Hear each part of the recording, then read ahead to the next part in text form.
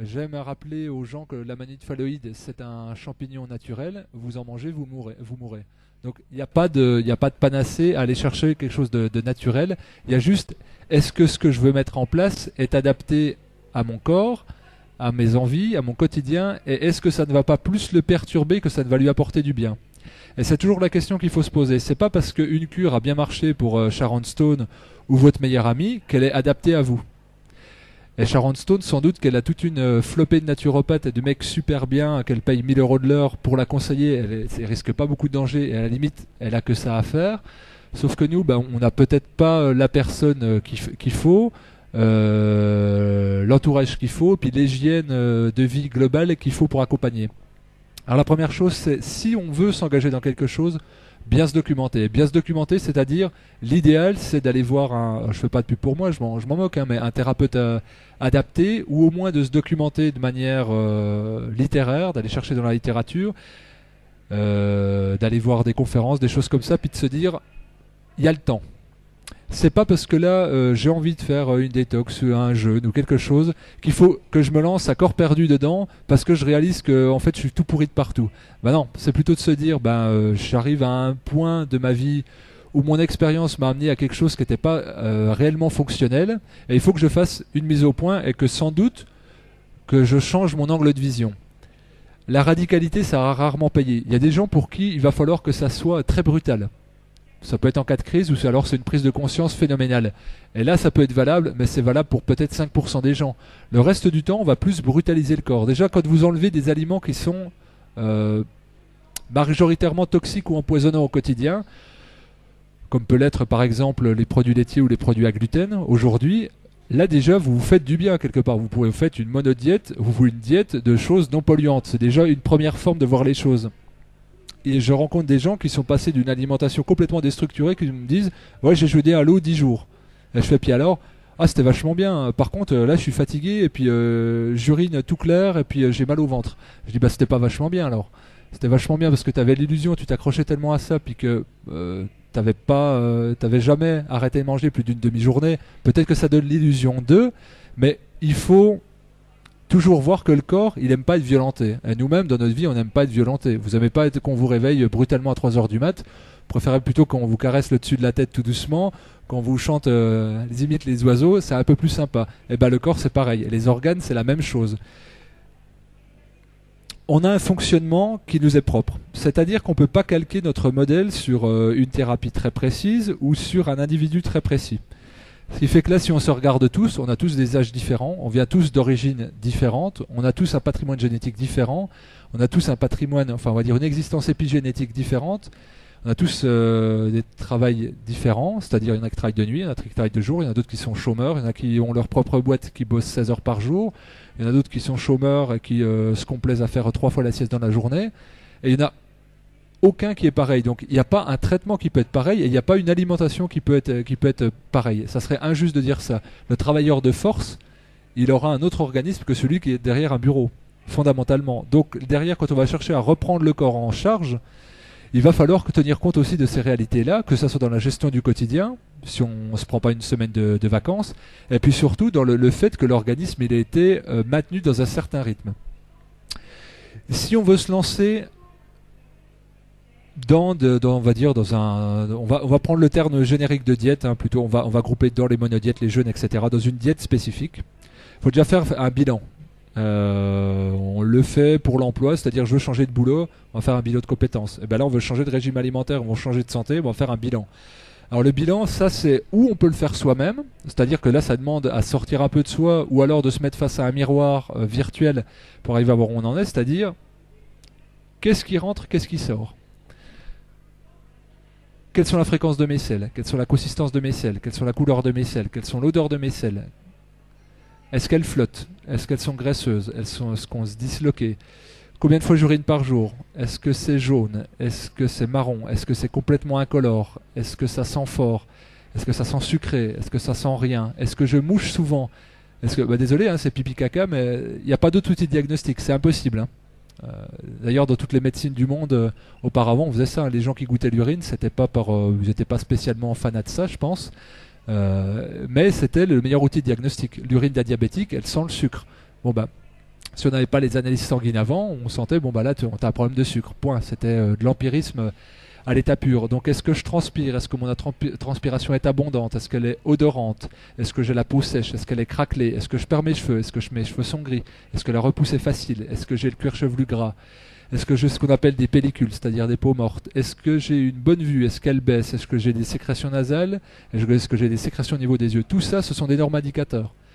Est-ce que j'ai des poches sous les yeux? Est-ce que j'ai des cernes? Est-ce que j'ai beaucoup de pilosité? Est-ce que j'ai une bonne capacité pulmonaire? Tout ça, ce sont vos signes propres. Et avant d'aller voir un thérapeute, il faut que vous soyez votre propre thérapeute en déjà en faisant un point là-dessus, en disant bah, qu'est-ce qui va et qu'est-ce qui est normal et qu'est-ce qui est pas normal. D'ailleurs, je prends l'exemple de la transpiration. Moi, j'avais une transpiration très odorante à un moment et je dis il y a un dysfonctionnement. Donc il y a un dysfonctionnement au niveau des reins, puis il y a une charge toxique, une charge acide qui sort de mon corps. Parce que puer comme ça, c'est pas normal. Et puis je me suis fait une diète un jour aux fruits et je transpirais plus. Alors je reprends les légumes, je transpire pas, je reprends les noix, je transpire pas, je recuis un petit peu mon alimentation, je transpire pas, je remets les céréales, je pue comme un chacal. Je dis bon bah voilà, basta. Donc les céréales, ce n'est pas pour moi, ce n'est plus pour moi, ou peut-être que si je l'étends, ce n'est pas spécialement fait pour l'organisme humain.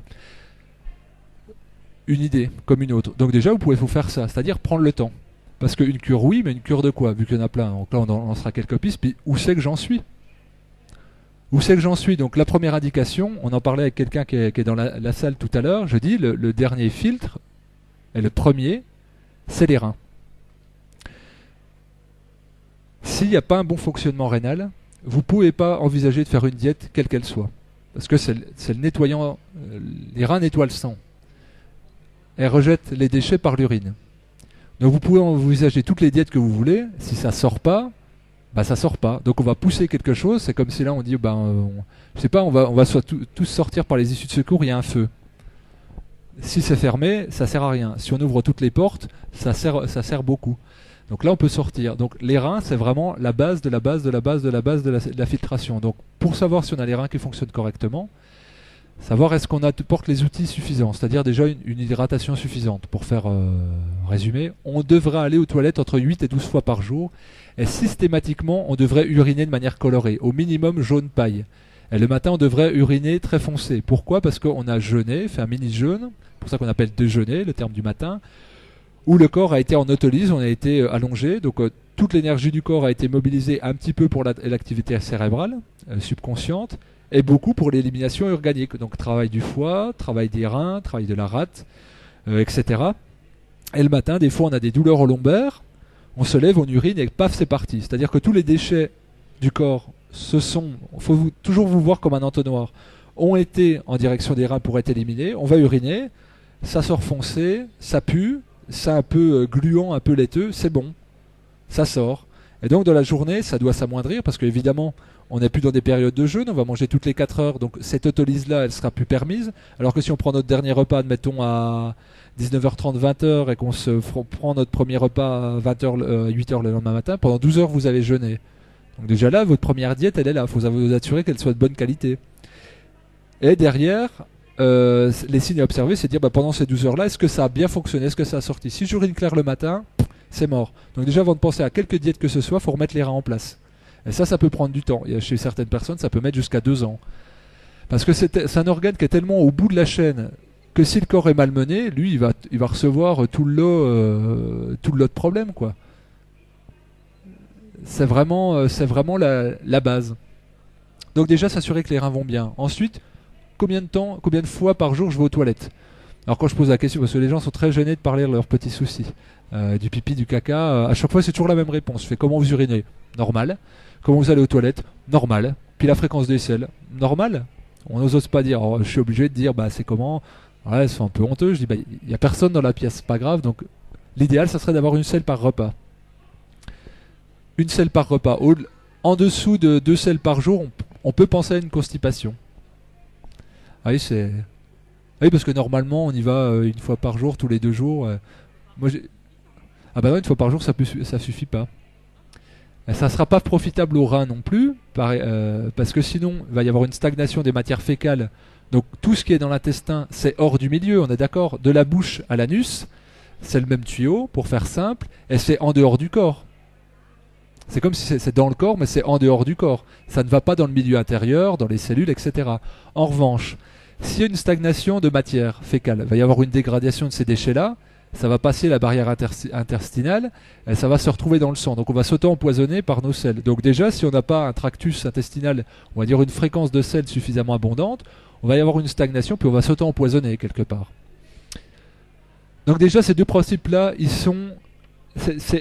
pour moi, ça me paraît indispensable si on ne veut pas se mettre en danger, puis surtout si on veut être efficace, parce que faire une diète pour faire une diète, il n'y a pas de souci. Est-ce que ça va servir à quelque chose? Ça, c'est le point d'interrogation. C'est sans doute pour ça que vous êtes là en partie. Donc, est-ce que mes reins fonctionnent? Est-ce que mes intestins fonctionnent? Ensuite, la deuxième chose, c'est est-ce que mon foie fonctionne? Les intestins, les reins, ils ont en ceci de commun que ce sont des émonctoires, c'est-à-dire des organes de sortie. Le troisième émonctoire, on va dire, c'est la peau, et on peut considérer les poumons contre le quatrième émonctoire. On ne peut pas considérer le foie comme un émonctoire, mais c'est plutôt comme un organe filtre. Mais lui, il va devoir filtrer tous les déchets qu'on va remettre en circulation. Donc c'est lui qu'il faut veiller à prendre en compte, et puis surtout à prendre en considération et faire un petit peu un bilan dessus. J'aime souvent prendre l'exemple de dire si on a un foie en bonne santé, si on se mange une bonne barre de... Enfin, les deux rangées de chocolat d'une barre de chocolat, on devrait avoir la diarrhée. Voilà, si c'est pas le cas, c'est que le foie est un peu fatigué. Alors tout le monde va dire moi je suis comme ça, moi je pisse pas comme ça, mes intestins ils fonctionnent pas comme ça, puis mon foie il est pas comme ça. Bah oui, parce que sinon personne c'est dans cette salle, c'est normal. Et puis on en est tous un peu au même problème, mais ce que je dis c'est un idéal de fonctionnement. Et bien sûr qu'il existe très peu, c'est l'idéal vers lequel il faut tendre, et c'est surtout ce qui devrait être la norme pour l'individu humain, et là pour le coup, normal, physiologiquement fonctionnant. Et donc le foie, lui, il va devoir, si on recherche à drainer des toxines, c'est lui qui va tout filtrer. Le meilleur moyen, moi ce que je trouve le meilleur moyen, je dis souvent aux gens, vous allez vous prendre un extrait de plante amère, pendant une semaine, c'est-à-dire du chardon-marie, du desmodium ou du radis noir. Vous faites une semaine, vous prenez la posologie maximale recommandée par le fabricant, le laboratoire, et vous voyez ce qui se passe. Si les selles sont très orangées, s'il y a des syndromes de diarrhée, si on est perturbé, si on a des gaz, des gonflements, c'est que là le foie est engorgé aussi. Donc il faudra travailler dessus. Ça pour moi c'est ce qui devrait être les trois impondérables. Je me permets d'insister dessus parce que j'ai beaucoup de personnes qui viennent me voir parce qu'ils ont déclenché une cure ou un régime, une diète, sous la recommandation d'un thérapeute dont c'était la spécialité ou pas. Et puis l'état de santé est encore pire qu'avant. Je reprends l'exemple du foie parce que c'est celui qui vient en tête. Il y a une dame qui était venue me voir il y a 1 an et demi. Elle me dit ça fait plus d'1 an que j'ai pas eu une selle normale, j'ai la diarrhée tout le temps. Alors la question c'est qu'est-ce qui a abouti à avoir des diarrhées?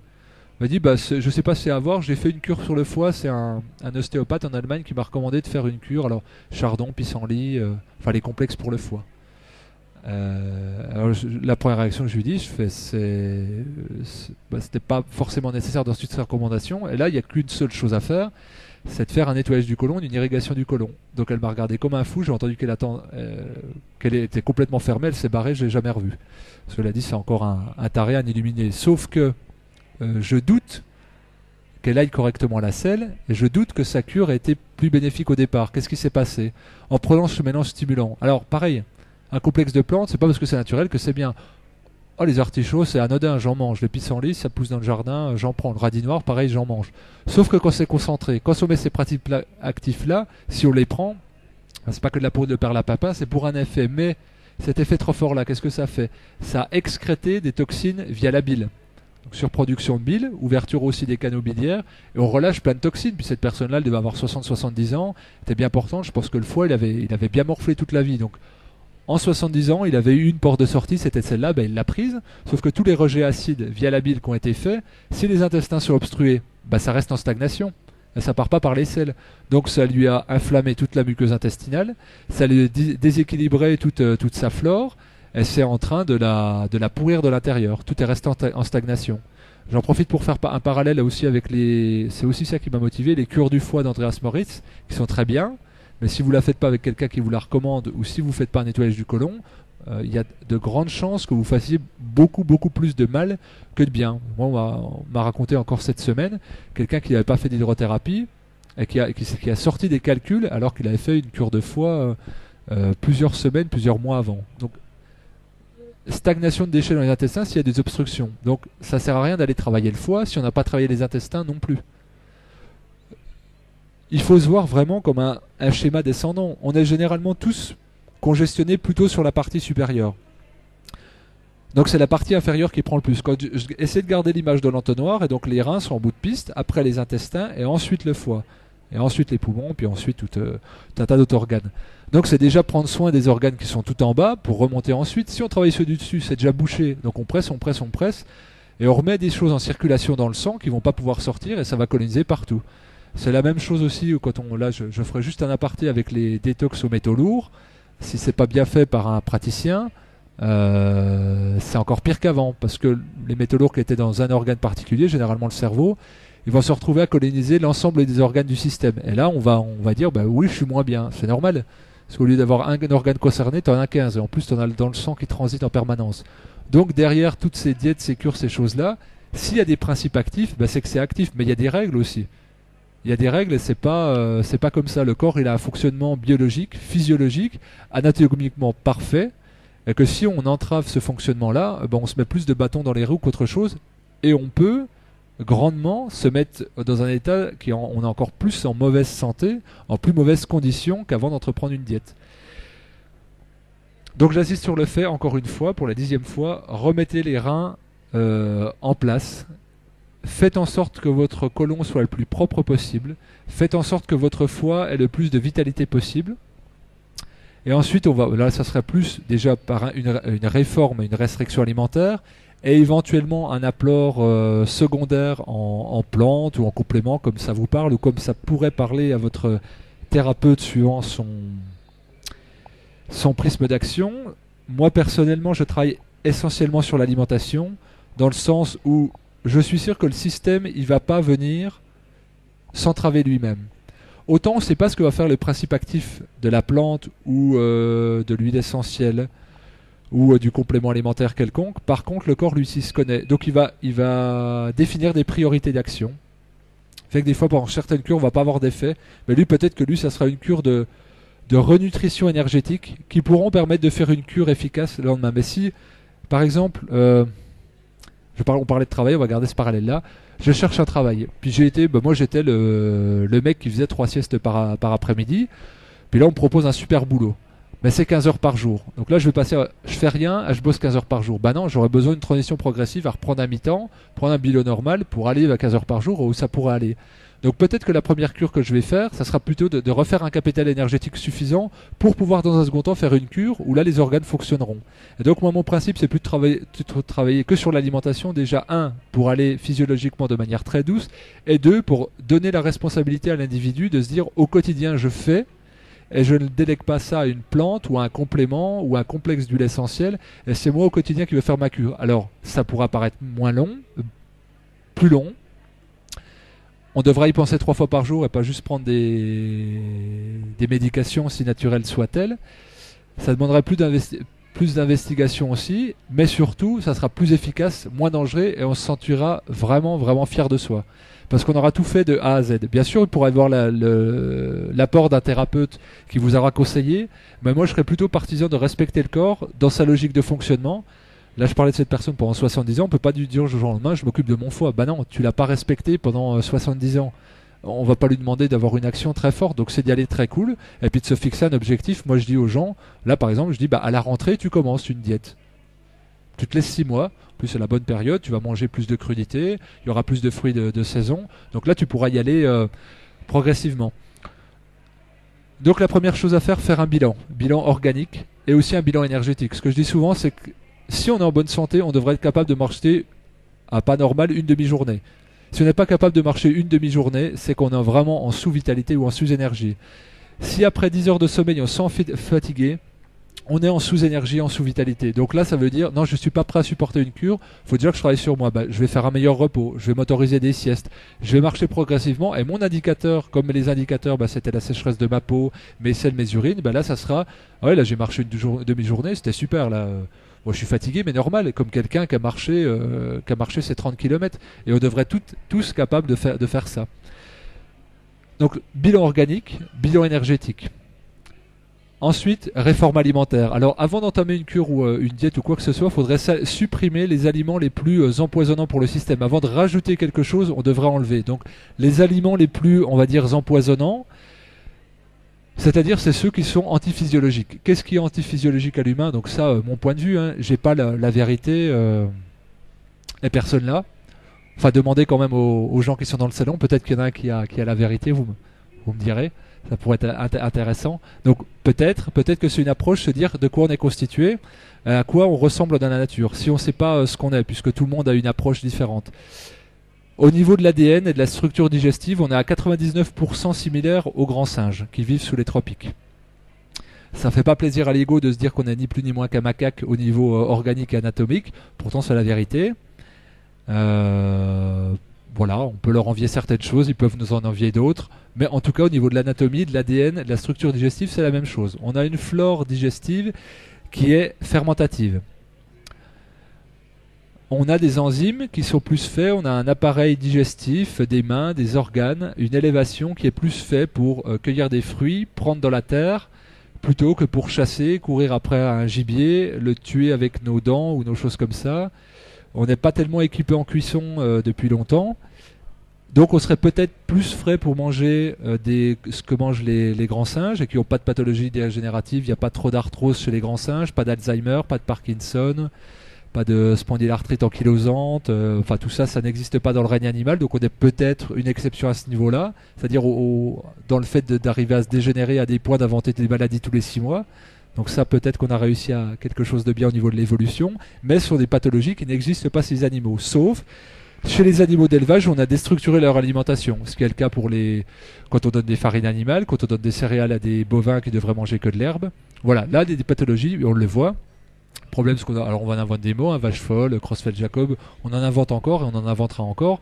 Là, la grande mode aux États-Unis, c'est de donner des sucreries aux vaches, aux bovins, parce que ça leur fait prendre du poids. Vu qu'on vend de la viande au kilo, bah, c'est avantageux.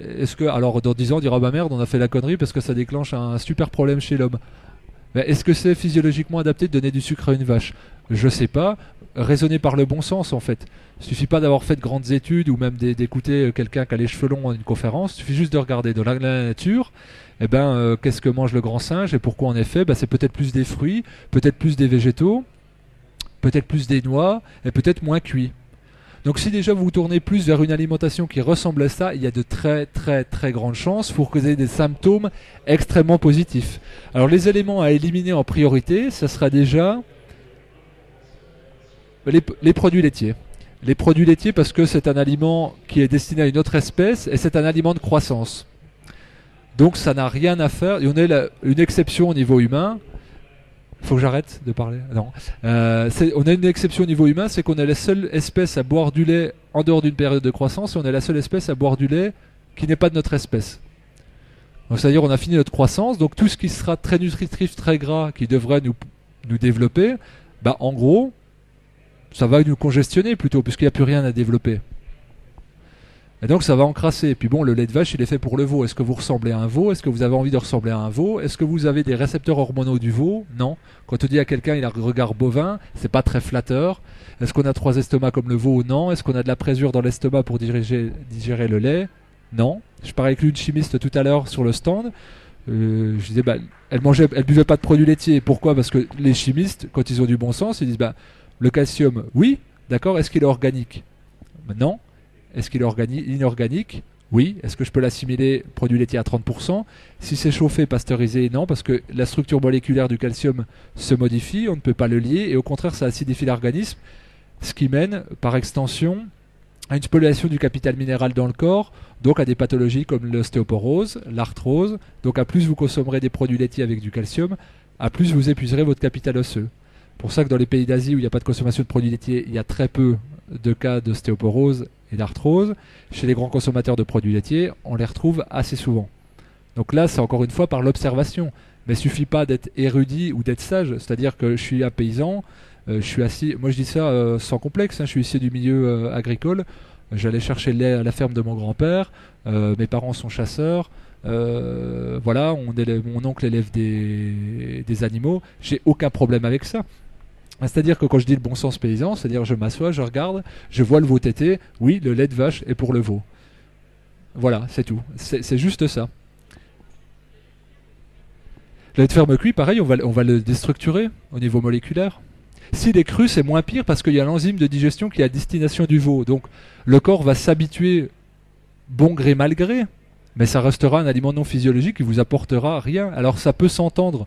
Admettons, si je suis paumé dans la nature avec ma femme et qu'elle n'a pas de montée de lait ou qu'elle ne peut pas allaiter notre enfant ou nos triplés, elle en a que pour 1,5, eh ben oui, le lait de vache il va nous aider, mais en dehors de ça, il n'y a pas véritablement de souci. Donc en premier, la première chose, c'est de supprimer les produits laitiers et de voir ce qui se passe. Mais d'y aller progressivement. La deuxième chose, c'est donc tout ce qui va être produit sur base de gluten. Alors le gluten, pareil, c'est un terme à la mode, comme les diètes, comme les monodiètes, comme etc. Moi, il y a des nutritionnistes qui me disent « Oh, c'est des conneries, c'est à la mode. » Pourquoi pas? C'est possible. Je dis moi, je serais intéressé que tu viennes voir les personnes qui sont en souffrance et puis que tu leur dises ça les yeux dans les yeux que c'est des conneries. Comme toute céréale, c'est un produit encrassant parce que très acidifiant. Et encore une fois, si vous essayez de manger un grain de blé cru, vous allez vous péter les dents. Donc nous, comme la même chose, on va toujours transformer un aliment qui n'est pas fait pour nous. Donc on va le cuire, on va le torréfier, on va le broyer, on va le moudre, et puis on va le rendre comestible quelque part. Donc ça, c'est la majorité pour les céréales et pour le gluten encore plus. Si on parle spécifiquement du blé, il est passé en quelques générations de 7 paires de chromosomes à 21 paires de chromosomes au niveau de sa structure ADN. Donc on rend un aliment qui a été lourdement modifié, lourdement croisé, en bio ou pas, et qui n'est peut-être plus assimilable par le corps, plus autant. Et puis surtout, on a augmenté la teneur en gluten pour la facilité de pétrissage du pain. Le céréal, donc on va parler juste du blé, c'est un produit qui est extrêmement acidifiant, donc qui va congestionner toute la sphère pulmonaire et ORL et qui va inflammer les intestins. Il va créer des micro-lésions dans les intestins, et la chose plus grave, c'est que le gluten va venir se déposer sur la muqueuse intestinale pour la rendre imperméable. Donc ce qui va dire que là, on va plus se nourrir correctement. Gluten, glu. Voilà, vous voyez comme c'est collant, hein, le pain. De toute façon, c'est la même chose qui vient se déposer sur vos parois alvéolaires au niveau des poumons, ce qu'on appelle le mucus, et ce qui va tapisser votre muqueuse intestinale. Donc ça ne vous apporte rien, et en plus, ça empêche l'absorption des autres nutriments. Et rien que le fait de supprimer produits laitiers et gluten, vous aurez énormément de bienfaits. Donc ça peut être déjà une cure. D'ailleurs, j'enlève deux catégories des aliments les moins physiologiques possibles. Pour moi, déjà, ça serait la première cure à faire. Et là, ensuite, on fait le point. Si on se dit, j'ai moins de douleur, là, c'est le cas de quelqu'un, le directeur d'un magasin bio sur Besançon, il a arrêté le gluten au bout de 4 jours, il dit, j'ai plus de douleur articulaire c'est pas des conneries, hein, ce que je vous dis, j'ai rien à vendre, plus de douleur articulaire au bout des doigts, j'ai plus de sortie nasale le matin, j'ai plus de sécrétion au niveau du coin des yeux. Et là, au bout de 4 jours, il m'appelle, puis il parlait comme ça. Il dit j'ai une bronchite. C'est que c'est en train de sortir au niveau pulmonaire. Donc lui, il n'a pas besoin de déclencher une diète ou quoi que ce soit. C'est déjà en train de sortir, il est déjà en train de faire une cure.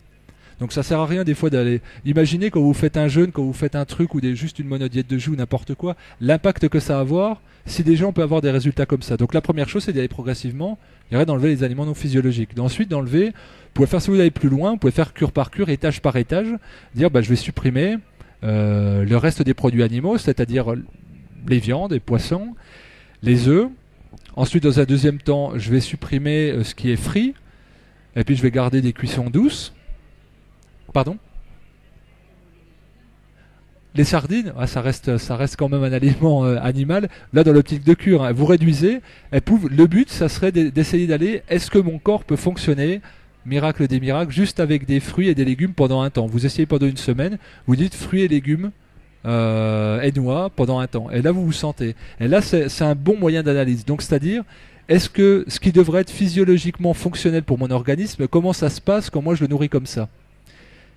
Alors derrière tout ça, il va y avoir des réactions qui seront peut-être pas toujours heureuses. C'est-à-dire que là, le compagnon, le collègue qui est directeur du magasin bio, Il peut me dire, bah dis donc, t'es un sacré charlatan, tu dis aux gens de pas manger les produits laitiers et du gluten, je suis encore plus malade qu'avant là. Je suis en train d'avoir une bronchite, super ta thérapie. Le corps il est complètement congestionné, chez la plupart, ou chez nous tous, et rarement il a des moyens d'expression. Alors il en a, ça va être les vomissements du bébé, les diarrhées du bébé. Étrangement, quand on passe du lait maternel au lait de vache, c'est à vous de voir la signification. Puis au bout d'un moment, peut-être qu'il aura moins de vitalité. Alors, il fera des croûtes de lait, il fera des diarrhées, il fera des bronchites, des sinusites, des rhinites, des pharyngites. Et puis on se dira, bah c'est normal en fait, c'est les maladies de l'enfance. Non, c'est pas normal, c'est des pathologies inflammatoires lourdes qui témoignent d'une congestion énorme au niveau de la sphère ORL complète. Et si on enlève des produits laitiers et le gluten à ces enfants, au bout de 3 semaines, il n'y a plus rien. Même chose chez les asthmatiques. Et ça, c'est pas, c'est des choses que je vois au quotidien. C'est pas moi qui l'ai inventé. C'est écrit depuis une centaine d'années. C'est validé. Libre à chacun en tant que thérapeute, de s'ouvrir, de se former ou de rester dans sa doctrine, parce que là, on peut parler de doctrine. Et donc voilà, au bout d'un moment, il n'y a plus ces efforts d'excrétion. Parce que le corps a plus de vitalité au niveau du système nerveux, donc il va y avoir une congestion lente dans le corps. Et puis on va dire, j'ai des kystes, j'ai des éruptions cutanées, j'ai du psoriasis, j'ai de l'eczéma. Voilà, ça témoigne juste d'une congestion du corps, d'une incapacité des reins et du foie à filtrer ces déchets-là, puis il les ressort par la peau. On va mettre une crème à la cortisone, c'est-à-dire on va toujours chercher à éteindre le symptôme. On va avoir une poussée de fièvre pour amener les globules blancs à nettoyer les cellules, on va faire baisser la fièvre. Enfin, tous les processus d'autorégulation souhaités par le corps et qui sont donc présents en cas de diète, de cure, de jeûne ou de ce que vous voulez, la plupart du temps nous a appris à pas les écouter, à surtout les éteindre. Donc le corps, lui, il a bien compris ce message, qu'il fallait surtout pas qu'il exprime quelque chose. Donc il va se congestionner petit à petit, et puis on va arriver vers des pathologies dégénératives. J'ai des inflammations aux articulations, j'ai des dépôts calcaires, j'ai des becs de perroquet, j'ai un facteur tumoral, j'ai un kyste, j'ai des excroissances ganglionnaires. On va enlever la tumeur, on va enlever le ganglion, on va faire baisser la fièvre, on va remettre une prothèse là où le calcium est moins présent. Voilà, puis on fera pas le lien entre tout ça. On fera pas le lien avec la nutrition, on fera pas le lien avec les besoins réels du corps de venir pratiquer une autolyse régulière. Et là, c'est là que les diètes et les monodiètes sont indispensables, et c'est indispensable et c'est impensable de trouver une solution autrement que par ce biais-là. On peut trouver des solutions par des thérapies autres. J'en parlais hier sur la conférence, le lien entre magnétisme et naturopathie. Oui, quelqu'un qui a un eczéma ou un psoriasis, je vais lui lever ça en magnétisme. Qu'est-ce que ça va lui faire pour elle? Rien. Elle n'aura pas été à la cause. Donc le but, c'est de lui dire, là tes reins fonctionnent mal et tu as quelque chose dans ton apport alimentaire qui dysfonctionne. Donc c'est pas un magnétiseur que tu devras aller voir, c'est toi dans ton frigo et toi quand tu fais des courses. Et puis regarde tes reins, regarde tout ça. C'est un travail de fond. Donc ne cherchez pas toujours... ne cherchez pas, non, vous faites ce que vous voulez. Ne cherchons pas, comme ça c'est plus générique et je m'inclus dedans et je donne de leçons à personne. Ne cherchons pas à éteindre les symptômes, mais surtout à déléguer notre pouvoir guérisseur à un autre. Responsabilisons-nous plus dans ce que nous introduisons 3 fois par jour, voire plus, dans notre corps. Et donc, qu'est-ce qui va se passer dès qu'on va modifier notre équilibre alimentaire, notre hygiène alimentaire?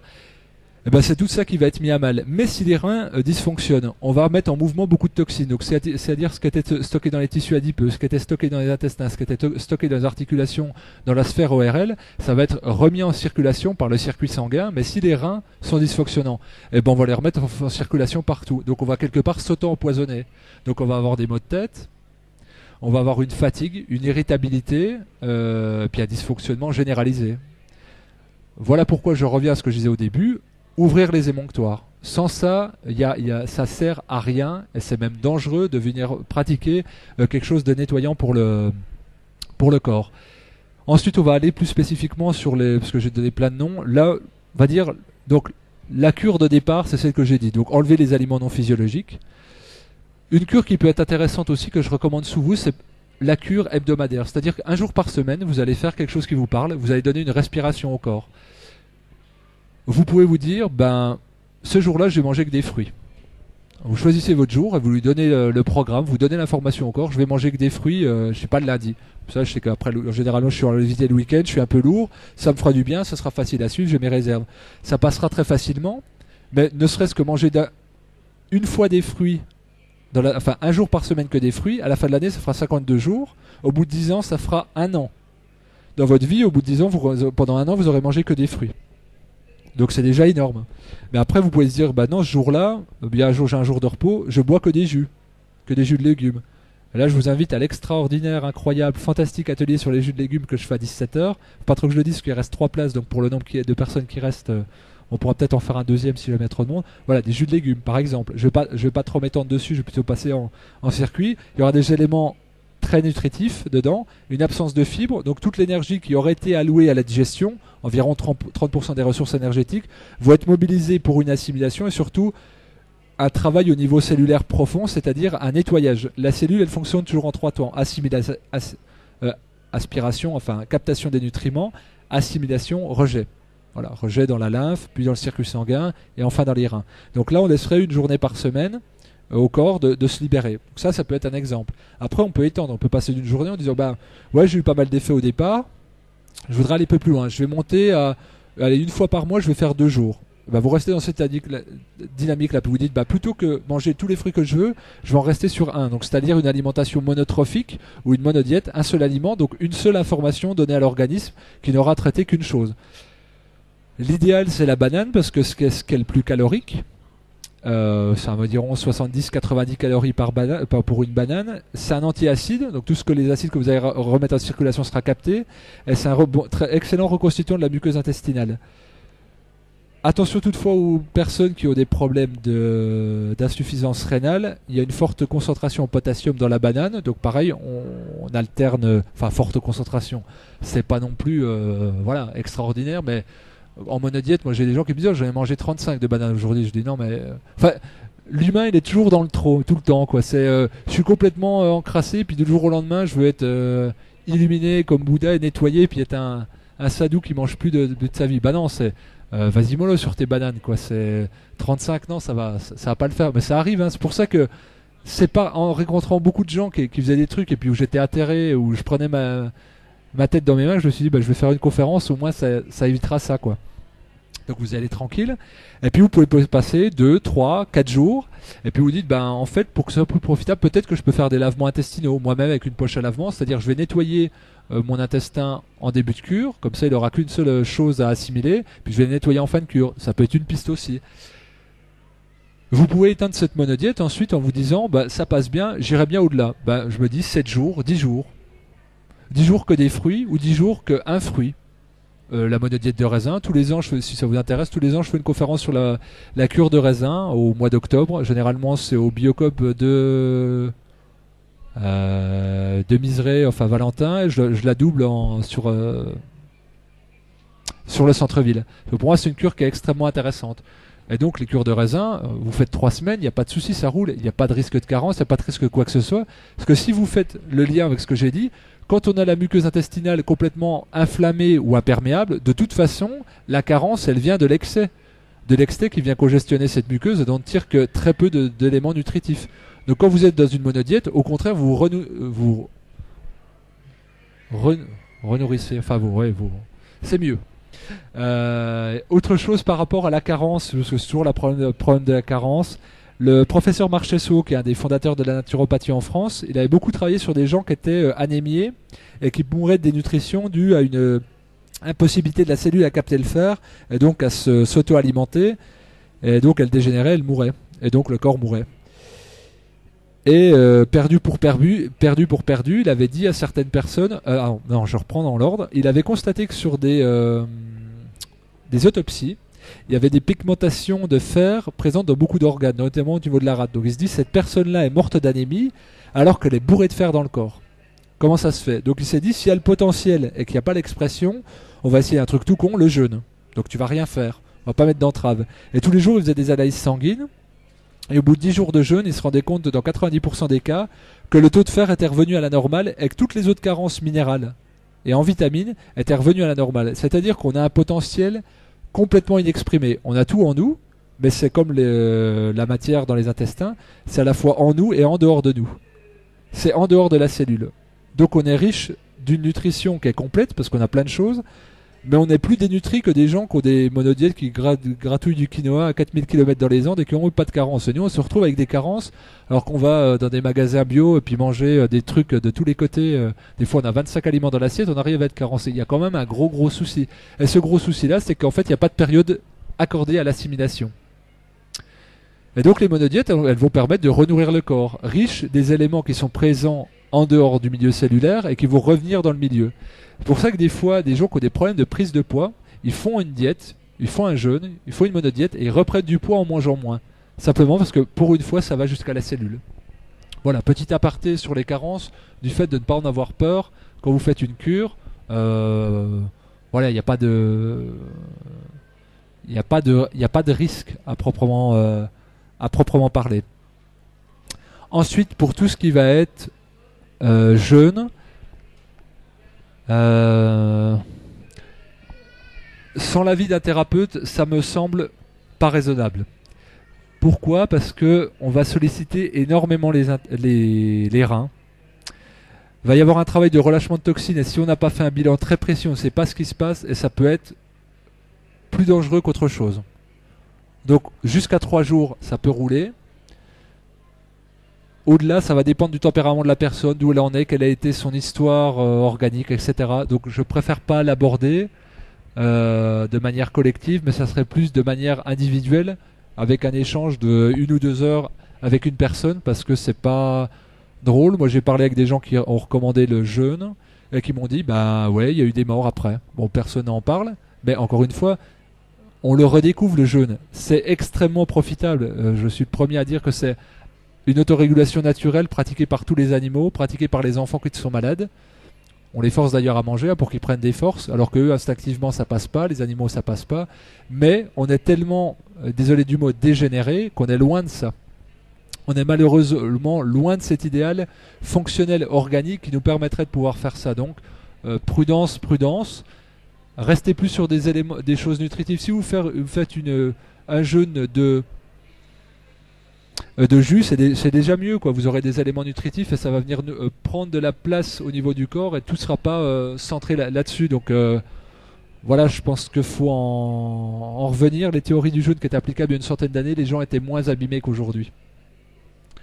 Et donc ça a beaucoup évolué, on a beaucoup étudié. De l'autre côté, anciennement le mur de Berlin, c'est très au point là-dessus. Plus on va du côté occidental, plus c'est dur d'avoir des informations et plus on est dans la peur. Bon, la clinique Buchinger fait ça en Allemagne, il y a des résultats éloquents. En Russie, ils pratiquent ça depuis des décennies, ils sont super au point. En France, c'est un peu plus flottant, donc essayez, si ça vous intéresse, d'aller voir quelqu'un qui l'a pratiqué, qui est historiquement réputé. Vous lancez pas dans l'aventure tout seul. Je ne vois que trop d'erreurs chez beaucoup de personnes que je vois. Et j'en suis le premier désolé parce que l'inspiration est bonne, mais la réalisation est complètement déplorable et la personne se retrouve dans un état où il va falloir des années pour la remettre au même niveau qu'elle était avant d'entreprendre une diète. Donc cette conférence, c'est pas une lubie, il n'y a rien à vendre spécialement non plus, si ce n'est des principes de précaution.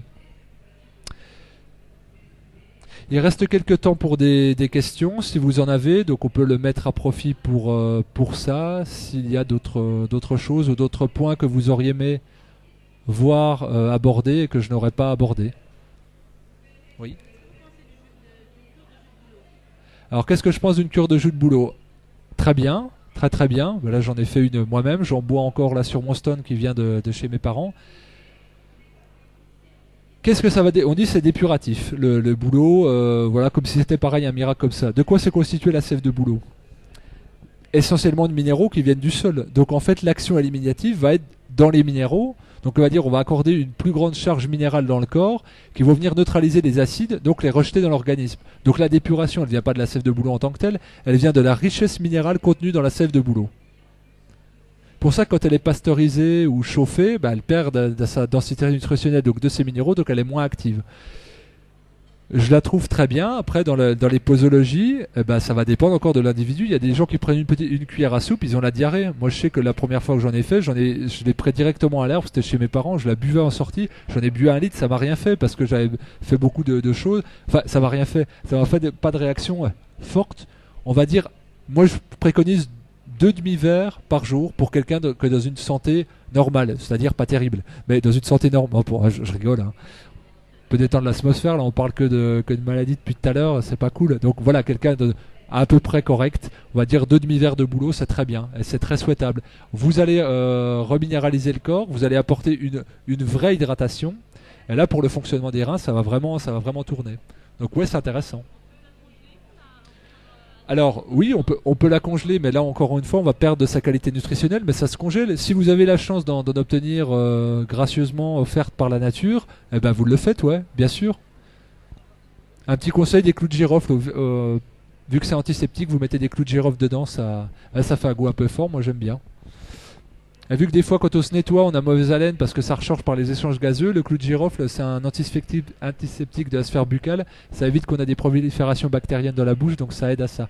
Voilà, petite aparté, parce que des fois ça sent un peu... Voilà, alors quand vous faites des monodiètes ou des jeûnes, c'est intéressant, vous vous cloîtrez dans votre chambre, vous faites rentrer quelqu'un d'autre, ça sent le fennec et le renard mort.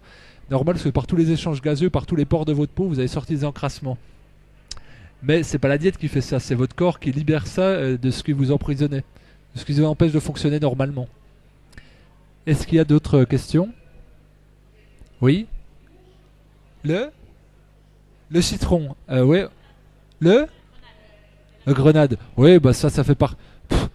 Ouais, est-ce qu'il y a quelqu'un du bois du jus de grenade sur le salon? Ouais, que j'allais pas dire des conneries parce que sinon le but... Bah, la grenade, comme n'importe quel fruit, on vend les baies de goji à 80 euros le kilo. C'est voilà, vous faites des jus de carottes. Pour moi, il y a le même effet. Il y a des effets de mode. Le citron, là où il est intéressant, c'est que c'est un fruit acide, mais qui laisse des résidus alcalins dans la cellule. Par contre, la monodiète qui consiste à se manger jusqu'à 10 citrons par jour, là pour moi c'est du... Enfin c'est du suicide. Là on met à mal les reins et puis on amène une charge qui nécessite une neutralisation d'acide énorme dans l'organisme. Et là je pense qu'on va vers une déminéralisation. Donc pour moi c'est une folie. Donc ouais, un citron pressé dans de l'eau tiède le matin, oui pourquoi pas. C'est bien, ça va stimuler le système hépatique, ça va rétablir un petit peu l'équilibre acide dans l'estomac, mais c'est bien, c'est bien, voilà. Plus ça sert pas à grand chose. Est-ce qu'il y a d'autres questions? Soyez pas timide, profitez-en. Oui. La prêle, c'est un excellent reminéralisant. Alors toujours à prendre en matière sèche, plutôt saupoudrer sur l'alimentation, vous le broyez vous-même. Dès l'instant que vous allez les chauffer, vous allez lui faire perdre ses propriétés de fixation. Mais quelqu'un par exemple qui est, comme on le disait, très déminéralisé ou très acide, ça va jouer un rôle de tampon pour les acides qui est assez intéressant. Donc oui, c'est bien. Le bambou tabachir aussi, la même chose, c'est dans le même ordre d'idée. Ouais, c'est des bonnes choses, des bons compléments. À saupoudrer sur les salades de crudité, très bonne chose. Oui, les germes de blé, c'est bien. Là, justement, encore un petit coup de pub, merci monsieur, vous aurez 10%. Je vais faire un atelier sur les graines germées juste après la conférence. Voilà, pour expliquer les qualités des graines germées. C'est des principes nutritionnels assez intéressants parce que c'est dense, c'est là où le moment où la plante va s'exprimer, le germe. Donc là, on a une vitalité qui est assez exceptionnelle. Même chose sur la petite baie qui sort de l'arbre. De toute façon, dès l'instant que vous prenez des choses très fraîches, avec beaucoup de vitalité, beaucoup d'énergie, forcément ça va avoir un impact très positif. J'en profite pour faire une aparté quand on dit, moi les cerises ça me donne la diarrhée. Donc ils disent ça. Ouais, c'est bizarre, quand tu vas manger un McDo, tu n'auras pas la diarrhée? Non, bon bref, voilà. Bon bah c'est peut-être que l'humain peut-être plus fait pour manger des McDo que des frites. Blague à part, qu'est-ce que c'est que la cerise? C'est le premier aliment vivant qui arrive dans la nature à la fin du printemps. Il y a les cerises qui arrivent. Le corps dit youpi, un vrai fruit frais. Quelque chose pour lequel je suis fait, grâce à lui, je fous tout le bazar dehors, quoi. Donc je me donne une bonne diarrhée, mais c'est pas le fruit qui vous donne la diarrhée, c'est tous les déchets que vous avez accumulés. Grâce à l'action bénéfique du fruit frais, vous pouvez vous nettoyer. Il y a des gens qui me disent le bio c'est de la merde, ça file la chiasse, tel quel. Alors je dis c'est bien parce que tu manges un enfinement raffiné, modifié industriellement, t'as pas la diarrhée. Je pense que ton corps est plus fait pour ça. Parce que à agression, ironie en retour. Sauf que l'élément qui est pas trop modifié bio, même s'il a été stocké par un moment, il agit tellement comme un agent nettoyeur, il prend moins de ressources au corps que le corps il a plus d'énergie pour par spasme éliminer.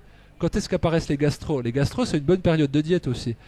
C'est-à-dire qu'on mange comme des chancres pendant les fêtes, on abuse, puis après le corps il dit mon coco va falloir que tu payes, je te file une bonne chiasse puis tu vas te nettoyer. Sauf que si vous mangez léger pendant les fêtes, jamais vous aurez jamais vous aurez de gastro. Vous pouvez me dire attention, je t'embrasse pas, j'ai la gastro. Mais moi, j'ai jamais eu la gastro de ma vie, donc je sais pas ce que c'est. Donc je dis, bah, on peut se rouler une pelle, hein, il y aura pas de souci. Je pense pas que mon corps ait besoin de cet agent nettoyeur là pour faire le travail. Et si j'en ai une, bah tant mieux, c'est que j'avais besoin de me nettoyer, et tant mieux. Donc tout ce qui vise à couper les phénomènes de gastro, bah c'est pas terrible. Juste si votre corps vous dit, bah je sors, je veux plus que ça rentre, bah vous faites plus rien rentrer, c'est bien. Vous faites gaffe à pas vous déshydrater, ça suffit. Vous continuez de manger pour une gastro, vous en avez pour une semaine. Vous mangez pas pendant 2 jours et demi, c'est réglé. Donc le corps, encore une fois, il envoie un message.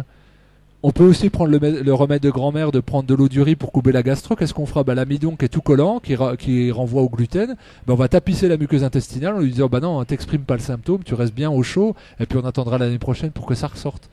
Voilà, donc faites attention aux réactions d'élimination symptomatique, qui ne sont pas des mauvaises choses, qui sont des bonnes choses. C'est pas agréable. Oui, mais ce qui n'était pas agréable, c'était de reprendre 3 fois du gibier et 2 fois du vacherin. Voilà. Pardon? Sucre? Les fruits confits, c'est toujours pareil, tout ce qui est sucre, ouais, vous avez la réponse, je suppose. Bah oui, pareil, même chose. Alors le chlorure de magnésium de façon synthétique comme on en trouve en pharmacie, ça surcharge l'activité rénale, ça fatigue les reins, c'est pas terrible.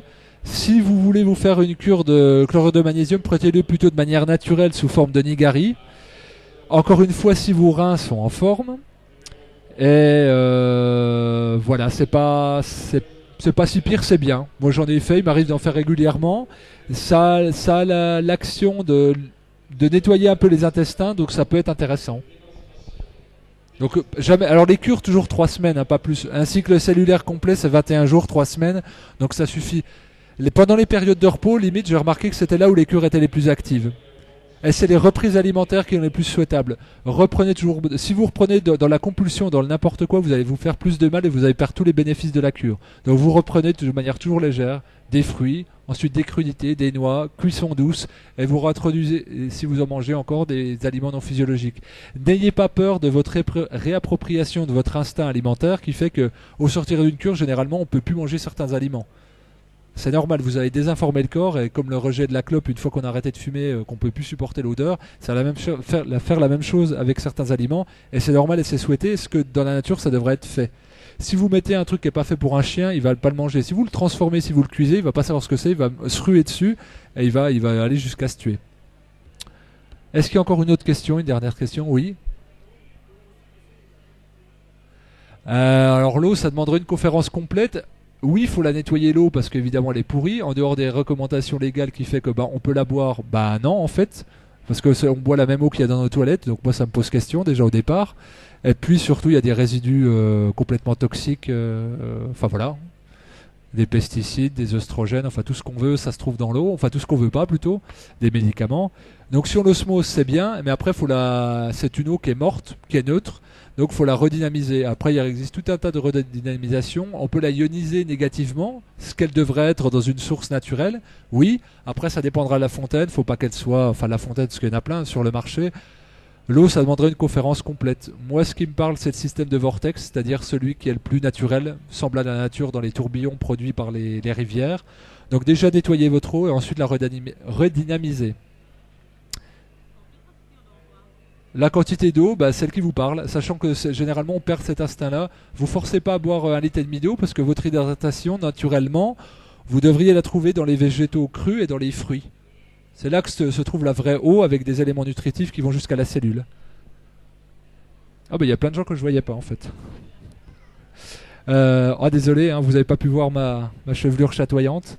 Voilà, j'ai fini. Si ça intéresse certains d'entre vous, je serai disponible sur le stand de A21, je crois, pour des questions, des échanges. Je reçois en séance sur Dole, à la maison de santé d'Autun et dans mon cabinet Archelange, à 25 minutes d'ici. Et également à l'espace bien-être de Besançon-Velotte, en séance de naturopathie et magnétisme, et puis en conseil évidemment sur les diètes. Demain, je fais une intervention, la conférence à la même heure sur l'alimentation végétale et vivante. Si ça vous intéresse, vous êtes les bienvenus. Voilà, je vous remercie de votre attention, de vos questions, de votre présence. Je vous souhaite une bonne fin de salon. Et puis à bientôt sur le stand ou ailleurs. Merci à vous.